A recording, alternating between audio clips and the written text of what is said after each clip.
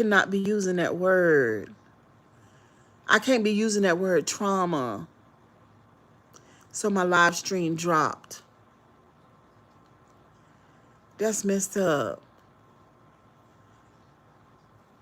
I can't use that because I'm not a psychiatrist. I was doing too much. But anyway, y'all, kisses and hugs. I'm gonna see if y'all come back. Just wait a minute. See if y'all come back because that's my fault. I know I cannot be using that word like that.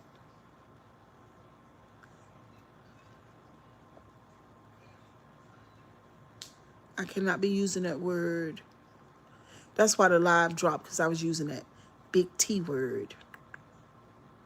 But it's just my damn opinion.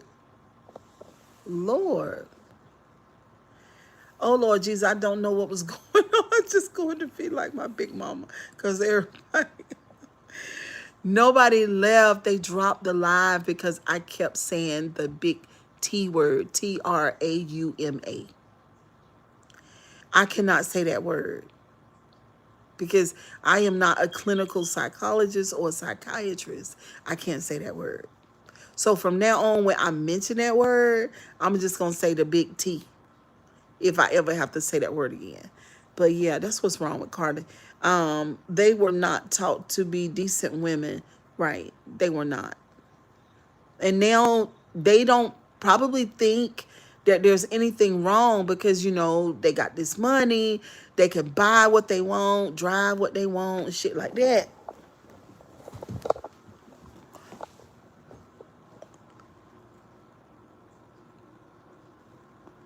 Where my brother going?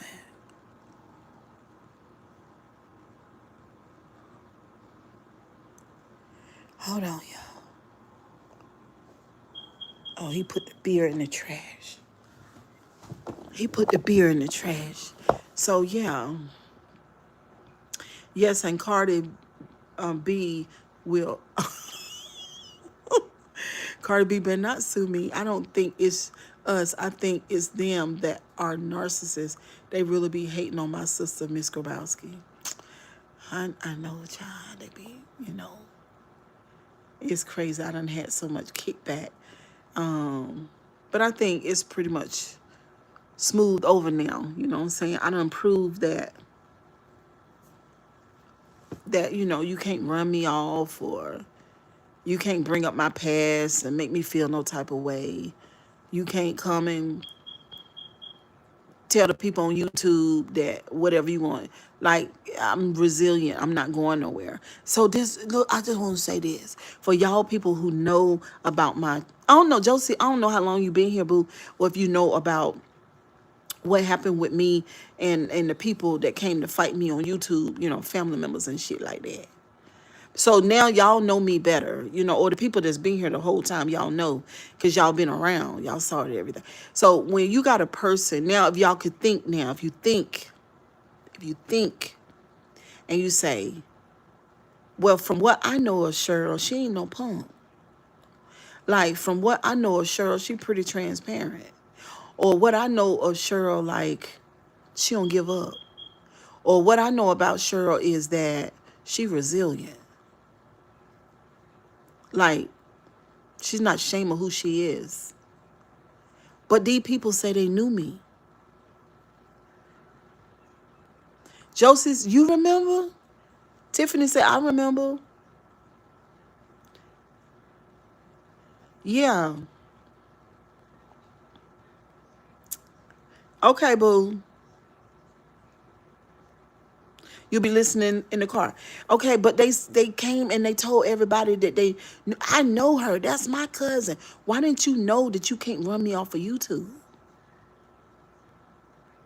Why didn't you know that you can't do nothing to me? That everything you do is going to fall to the ground? Why didn't you know that? But you told everybody that you knew me, though. You didn't know me at all. You know, this crazy. For instance, have y'all ever been around a group of people and you felt like you had to turn your light down, like you had to turn part of your personality down? Your family who went up on your channel. Yep, Tiffany. Have you ever, have you ever felt like that you had to just turn yourself down to, in order to fit around people because they would be offended while dealing with the whole you? I was getting ready to say the real you, but I'm not fake. So I would say the whole me. So I had to alter myself to fit in some of the spaces and places that I was in, right? So for instance, like I like to love and I like to get along with people if I can. That's what I rather do. Rick Robinson said, I hear you. That's what I rather do. I want to get along, you know what I'm saying? Have a good time. Everything, you know what I'm saying? I'm not hung up on, like, I'll share my, what do you call it? Like I can be vulnerable. I can be vulnerable here on the channel, or if me and you were, me and one of y'all, me and Josie, Tiffany, we were out to dinner or something like that. We had a lunch date, and we gonna go to dinner, and then we gonna walk the mall or do some shit like that. And then we get to talking. I can be vulnerable. I can share the parts of my life that's shitty and not feel no type of way about it, because I believe that everything I went through was to make me better, or to have me to, I learned something. Whether I was the good person in my story or the bad person, because I've been both. See, this is the thing. When you got people who say that they know you and they didn't know that kind of shit like that about you, but they say they know you though, and you didn't know that. Like, you didn't know that you can't come tell my story and have me feeling some type of way about what you said about me. You didn't know that. You didn't know that you thought I was gonna bury my head in the dirt and shut my YouTube channel down. That's what you thought. You thought that I was gonna be ashamed of what you shared about me that I talked to you about in secret. That's what you thought. Or you thought that I can share my past with no shame. That's why it's my past, not my present. Exactly, that's what I'm saying. But you got people that say, oh, well, shit, I know Josie. Yo, I know Josie. Or I know something about Josie that you don't know. But why didn't you, that's what I'm saying. You know those things about me, but you didn't know that you fighting me, and I'm going to have to fight you back. That you came to expose me, and I'm going to expose you. Because at the end of the day, what she didn't know, and this is what I learned about myself, because I've learned a lot about Scorpio. I know a lot about myself anyway, in general, because, I've always been able to do introspection anyway. But what she didn't understand is that part of my life assignment, I'm a mirror. That's why I'm on social media. I'm literally a mirror to anybody that's in my life, and to everybody that's in my life. I don't care if you're 5 years old or you're 95. It's all the same to me. All right. I can see my past with no shame.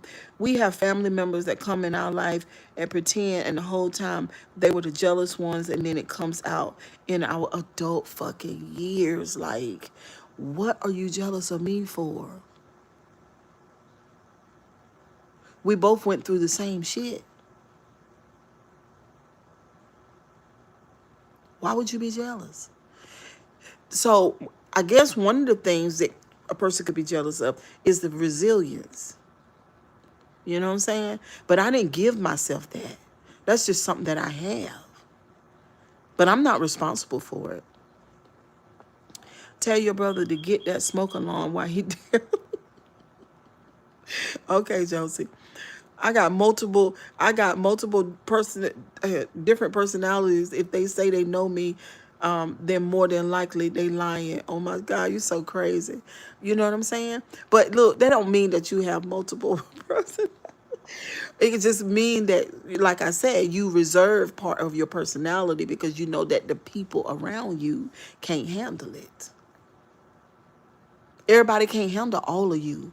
They can only handle 50% of who you are. But I'm saying, this is what I've learned. Now, fuck that. If you can't handle all me, then you're not going to be around me. Because I'm not breaking myself, splitting myself up and reserving this part and putting that part out there just to accommodate you. I'm done with that shit. No. So now everybody know me as Cheryl, the Grabowski. Cheryl, the Grabowski. I never wanted to fight on YouTube. I only wanted to share my fucking life. I never wanted to fight. But I can. All of me or none of me, right? What's that, Martin? What's up, Martin? You talk to yourself and you answer yourself back. Well, they say some of the most intelligent people in the world talk to themselves. That's a sign of intelligence, really. So I never wanted to fight, but I can.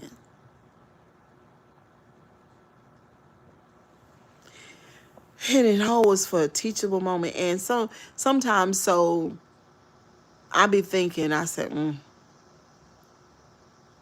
I just shake my head. I just shake my head because it's funny to me. I swear it is. Because what you thought you were going to do. And then after all, you say you know me. You know, people don't know how to know people. Sometimes people don't. Do y'all know how to know a person? For real, like, do you really know how to know a person? Oh, well, I'm smart as hell. I talk to myself 50 times a day. Me too. Me too. I love it. I speak my thoughts. Because, my brother's here now, but y'all know I've been here alone. So, and sometimes I do it in the car. And a lot of times, before I come to a live, I don't write anything down because I might speak a whole thing before I get to the camera. So I'm not depending on paper. I just always been like that anyway. I'm just, you know what I'm saying? But anyway, I love my life. I love my life real bad right now. Real bad. And I'm learning so much. So did you guys see that woman named Jasmine and the 20 Christians? I know I have been wanting to talk to y'all about that shit. Did y'all see that?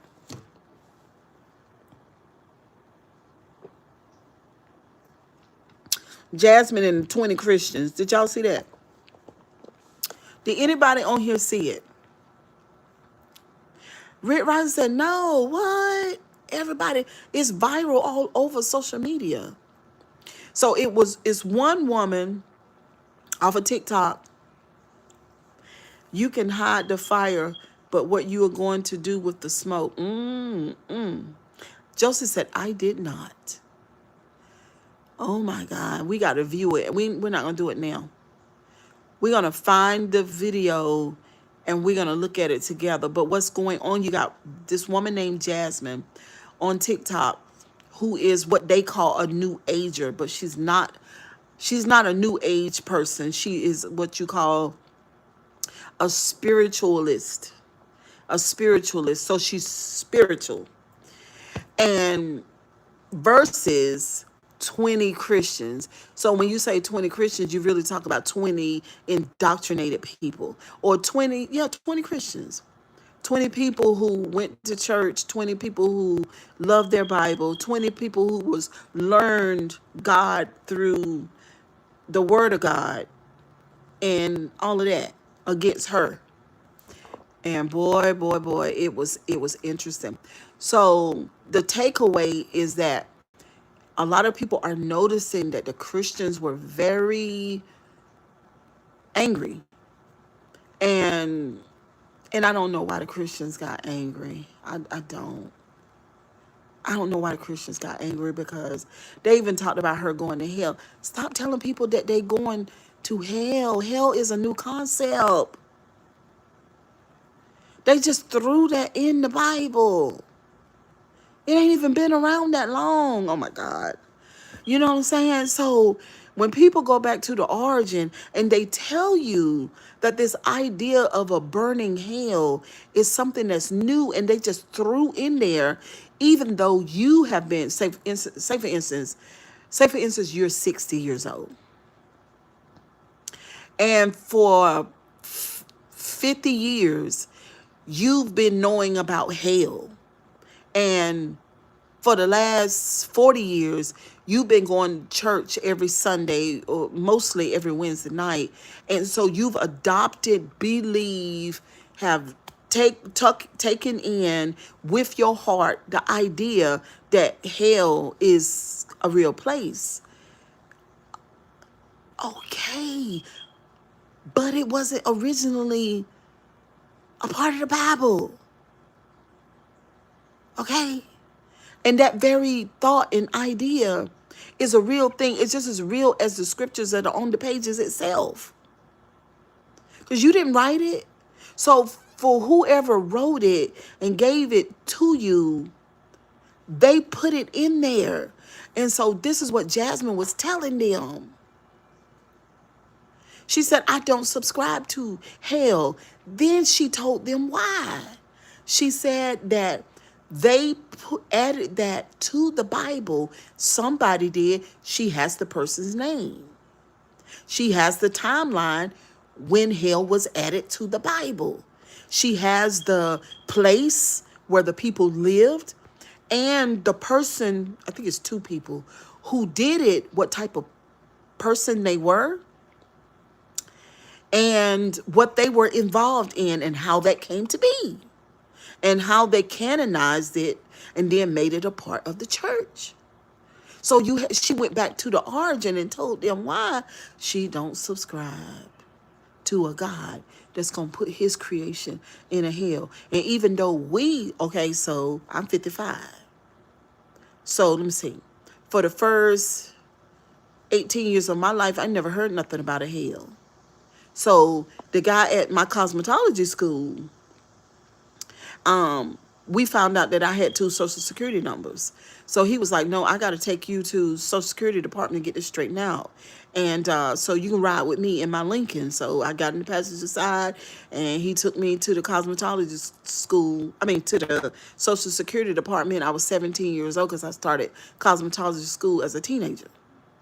And so as we was driving, he started talking to me about the hell. And I was like, what? It scared me. And I was like, and it was the first time I'd ever heard of it because my mama, her pastor, was a preacher, but I didn't grow up in church because she didn't raise us in church. So she knew about the hell. And so I was with my boyfriend at the time who became my husband. And so he come pick me up from cosmetology school in his Firebird. And he already had the joint rolled and we was smoking. You know, he already had it rolled. So I was like, give me the light and we smoke. I done got out of school. He done left work. We get high as hell like we always did. So, honey, we just smoking our damn joint, and it was in the little white paper. And me and him love weed. Like, he gave me the damn weed. Now, I was against weed, and I was against premarital sex. I was a good girl when it came to shit like that. But he would, kiss on my neck, on the back porch over there. Mama then was in the house. They were paying attention to that shit. I was standing outside talking to him because my mama knew how I was. But I was a good girl. I was. But he kissed on my neck, and I was like, ooh, child, that feel good. But I'm not having sex with you. Oh, hell no. My friends having sex, but not me because I'm not no hoochie mama type shit.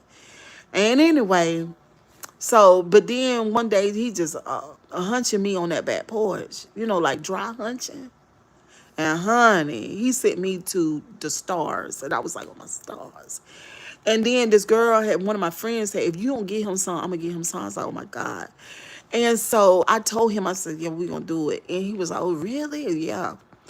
And he said, well, look, I want you to try something. And I said, well, what is I said, what is it? He said, we got to like smoke this. So anyway, I said, mm-mm. So he said, well, later on, I said, well, look, me and Tiny, cause I get my cousin, we gon' we gonna come ride with you, whatever. And then he said, well, okay then. So we got in, me and my cousin, we got in the car with him, and he had a pint of gin, and he had some rolled weed, some marijuana. It was a good kind, make you laugh, make you eat. He had a dry hunching on the porch. And so he said, pull it in. Because my cousin, she knew how to smoke it too, not me. And of course he did. And he said, hold it.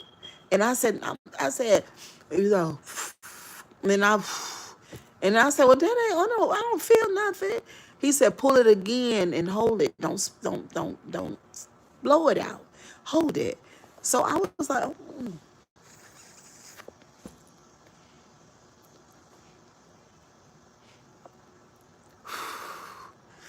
And then, baby, about 2 minutes, Lord have mercy, I was high as hell. It was great. And I was like, oh my God, I love this. And from that day on, I always had me a dime bag. I couldn't even hardly finish high school because I'd be high as hell every day. And so what he was too. No, no, no, Mason Chase. No, I don't smoke no more. But I was smoking then. I was high. And I loved it. I ain't gonna lie. That marijuana back then was the best shit ever. I'm telling you. We used to call it Reggie. We call it reefer. I love my reefer. And, you know, my boyfriend, which became my husband, he made sure I have a damn dime bag. Because y'all know I used to do my friends and my friends' mama and them hair in the damn kitchen at my damn mom apartment. So I always had money. So I buy me a damn dime bag, and I just love reefer. Everybody know I had reefer. You come to my room if you want to get high, I got it. Now I mind my business. I did not hang on the block. I did not hang out with the ratchet girls. Didn't nobody know I smoked really, but my siblings and my cousins and my choice little friends. But people out in the streets didn't know I smoked because they want none of their damn business. Because I still was a princess. I just love marijuana. All right. So anyway, my baby daddy, because he was my baby daddy by then, because I had my son when I was 16. When was it my baby daddy? Yeah, by this time that the the man gonna tell me I'm going to hell in his car. And I was like, huh?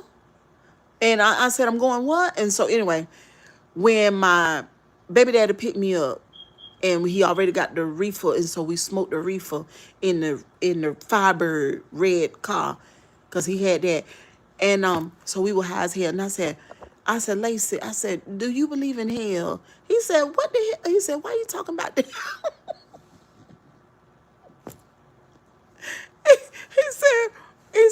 He looked at me. He said, why you talking about that? I said, I'm just asking you, do you believe in hell?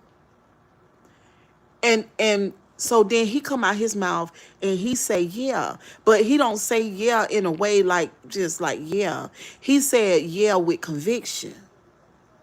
So then I'm already high and paranoid. So I said, well, why you say it like that? I'm saying you say it like, yeah, like you know your name is Lacey. Like, yeah, you know you from Garner. Like, yeah, you know Shirley's your girlfriend. Like, yeah, that type of yeah. So why you saying it like that? So so wait a minute, I don't even know why y'all laughing. So I said, so my mind put the thought of hell to church, because I knew something about church a little bit. So then my mind simply told me, because we were high. He said, sure, I don't want to talk about that no more now because you're messing up my high. I don't want to talk about that no more. So then I said to him, I said, well, then don't worry about it then, because I could just go to church and find out, since you don't want to answer my question. Because I think if I go to church, I'll figure this out. And then he said, well, I got a church. And I said, you got a what? I've been knowing you for 5 years prior to this point. You never told me that you had a church. He said, sure, I grew up in church. You can go with me to my church. So I said, Lord have mercy. So anyway, we finished getting high, doing fucking all this stuff that teenagers do, you know what I'm saying? And and so Wednesday night, I was up in my room, he come to my house. We already have a kid. So I hear him knock on the damn door. And mama let him come on upstairs. He come upstairs. And I said, why you got on? I said, why you dressed up? He had on, why is y'all laughing? Listen, I said, why you dressed up? And he had on dress shoes. He had on slacks. He had on a shirt, a button-down shirt tucked in his pants, and he had a vest on. He looked real nice.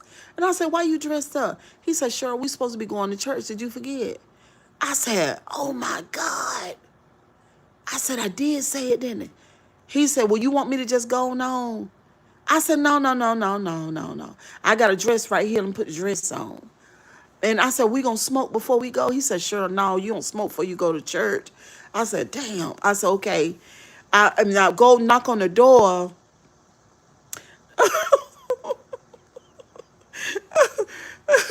Why, Drew Moss? I am not going to move in with you. So I go knock on my sister's door. And I said, sister, I said, I'm getting ready to go to church with Lacey. Do you want to go? She said, yeah. I said, we're going to put you on a dress and we're going to go on over to the church. Oh, my God, y'all. And that's when I found out about the hell and everything. Because I did not know when we got over there to the Pentecostal church, Lord have mercy. First of all, he did not just go to church. He was a part of a Pentecostal church. So them people was in there and they was beating the tambourine so hard and the music was so loud.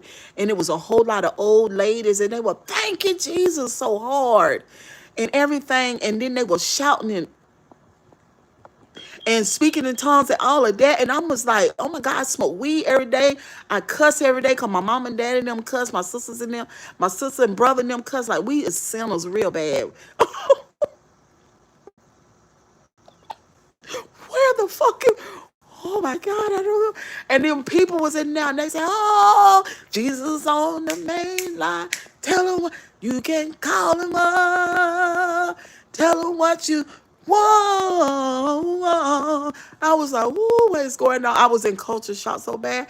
Honey, so anyway,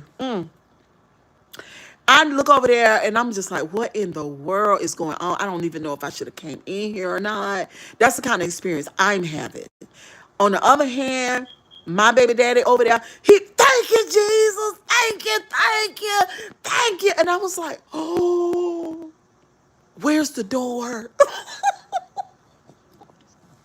Where's the door? Where is the door? Oh my God. My sister was over there. They said, do you want to be saved, daughter? Throw your hands up in the air. And she's, Father, in the name. And they got her. And I was like, and she was over there. And I was like, wait a minute. In myself, because I was real quiet. Because this was my idea, not their idea. And they are over here and they done lost their mind. And now I don't know what to do because I'm a little scared. You know what I'm saying?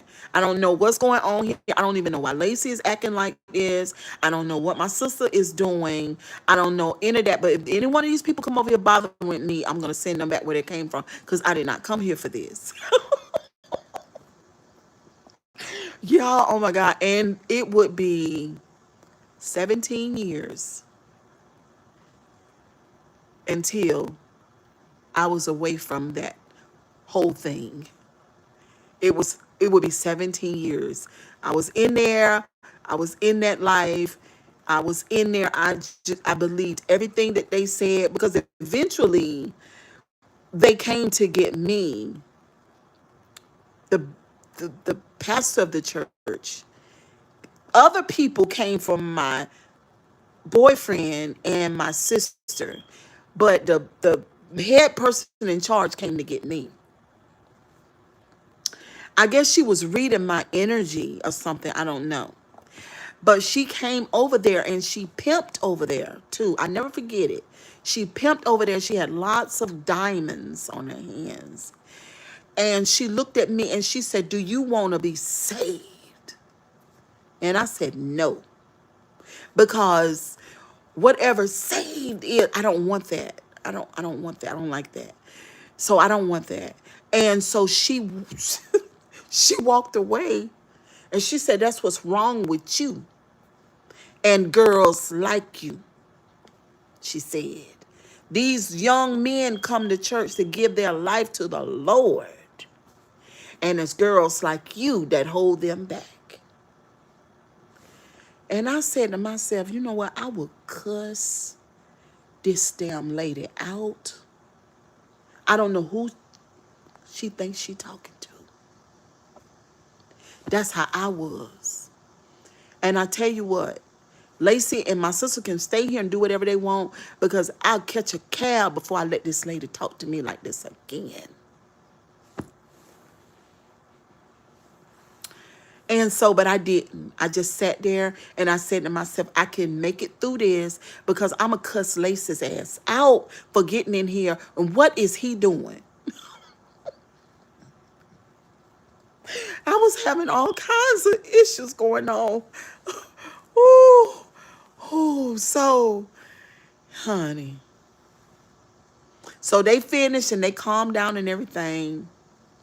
And then all of a sudden, this old lady, and she was tall because my face ended up in her bosom right here, right there. She grabbed my head and pushed it up in there like that there. And then she said, "Daughter," in my ear. She said, "Jesus loves you. Do you believe it?" I said, "Yes." That resonated with me. And she said, "You know what? Jesus wants to save you. And what he's going to do, put your name in the Lamb's Book of Life, and you won't have to worry about the devil no more. And you'll be saved and you can go on. And when you die, you can go to the heaven. Just put your hands up in the air. Let me pray for you, baby." So I was cool with that. That worked for me. But the main lady in charge with all the rings and the one that pimped over there, no, she made me want to fight her. She was the bishop. She called me out. But what she didn't understand was I'm the reason why Lacey is here and my sister. This was not their idea. This was my idea, not theirs. But you're judging me, lady. You're judging me like I don't know you. You know, I guess because I wasn't receptive to what was going on. But see, I had no knowledge of what was going on. And I didn't trust them people. So I don't know what's going on. But the invitation that the old lady gave me, I like that. I could work with that. That's how that went. So when me and Lacey left the church, he said, I said, "Well, you going to stay with me tonight?" Because my mama would let him spend the night because we already had a kid. He said, "Oh, no, I can't sleep with you no more." I said, "What? We ain't fucking no more."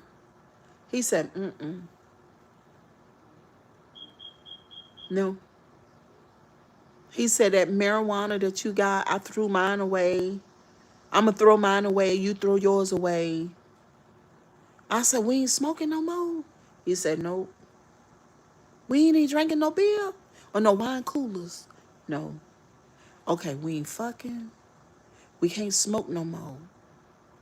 We can't drink. Our wine coolers and Budweiser." Oh, he done lost his mind. Oh my God. That man did not sleep with me no more. He didn't sleep with me no more. We had a kid. I was in love with him.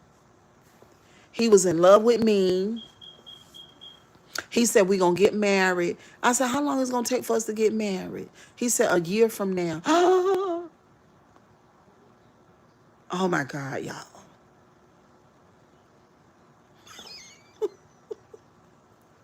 But we did it, but we didn't make it for a year.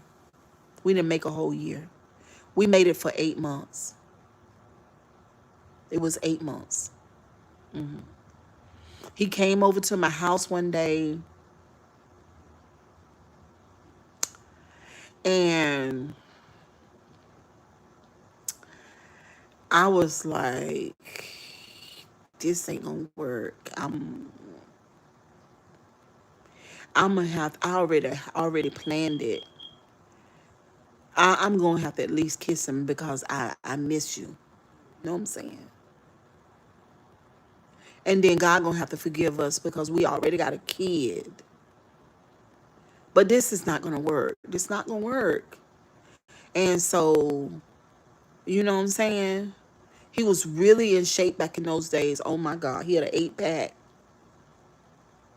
He had really big muscular arms. He was cut like you carved him out of wood. He was cut.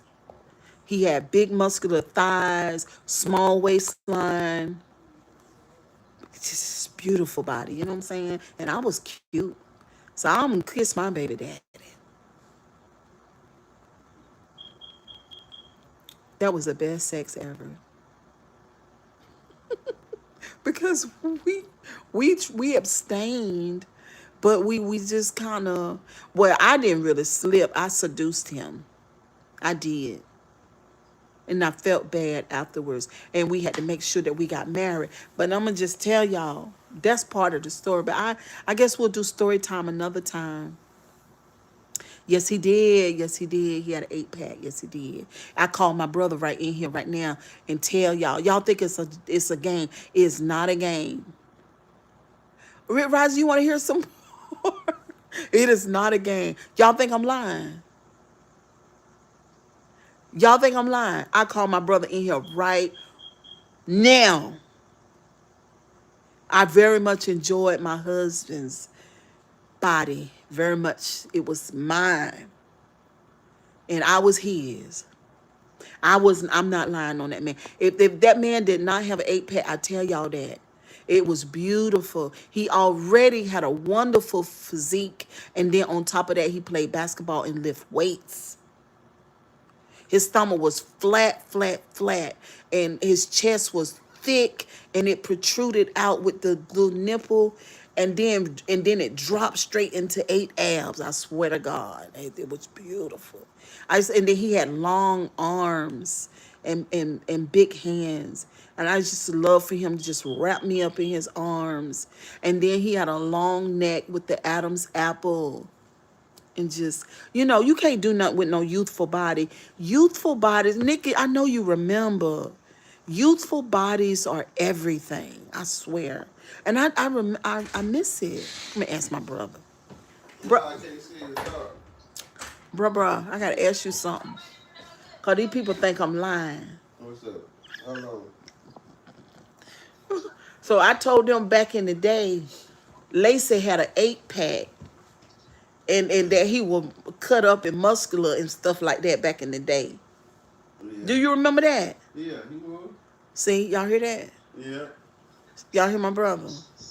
He hung around with me to get to you. But Lacey, we hung around for a long time. Y'all hear my brother? My brother said he hung around him to get to me, and that's the truth. That's how he got to me through my brother. Uh-huh. Um, No, Cash said, bless her, Lord. This feels like the books, the romance novels. Oh, it was romantic. I swear. Okay, so if you read the Zodiac, you know how they talk about Scorpio and Taurus? That's me and him. I'm the Scorpio, he's the Taurus. So when they say Scorpio and Taurus is a match made in heaven, these two people get together, it's going to be hard to separate them people. 24 years. 24 years. Scorpio and Taurus. We were like that. We were the model relationship for most people who had met us. I'm not lying. In those days. And I often wondered, how could a love like the love that we had, how could it dissipate and turn out the way that it did? In the end of the story, because there was a whole life, there was ministry, there were more babies born, there were businesses. We bought our home.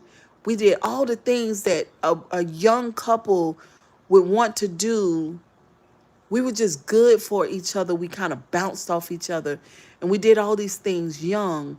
But in the end, I would not even speak to him. I forbid him to ever say a word to me for the rest of his life. And now he's passed away. He died at 57, and I'm 55. Um, but it was a lot. It was something else.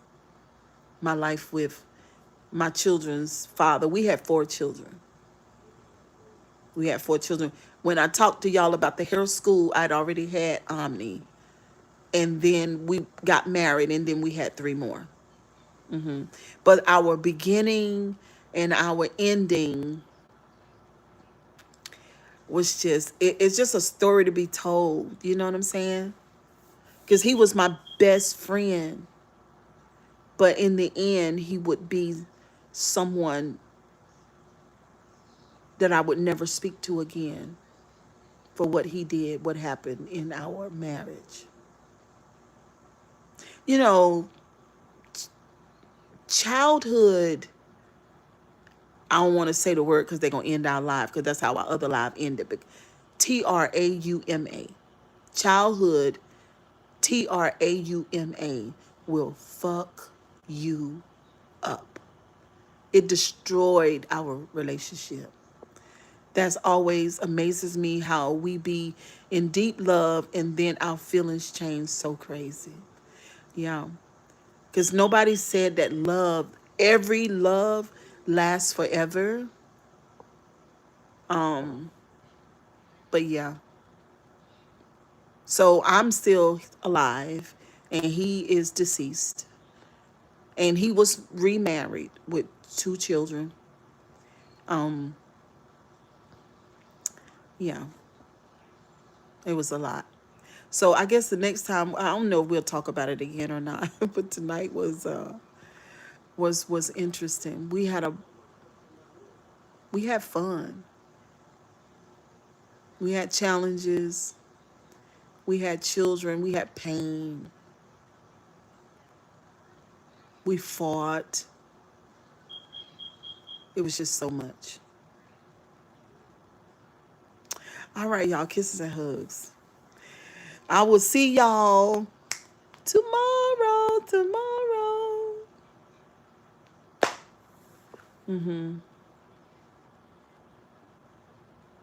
What's up, Stephen? How you doing, boo? Peace and continued blessings. Thank you, Electric Aura. Thank you. See y'all tomorrow. Okay, Nikki said good night, all y'all. Bye, guys. Bye, Mason Chase.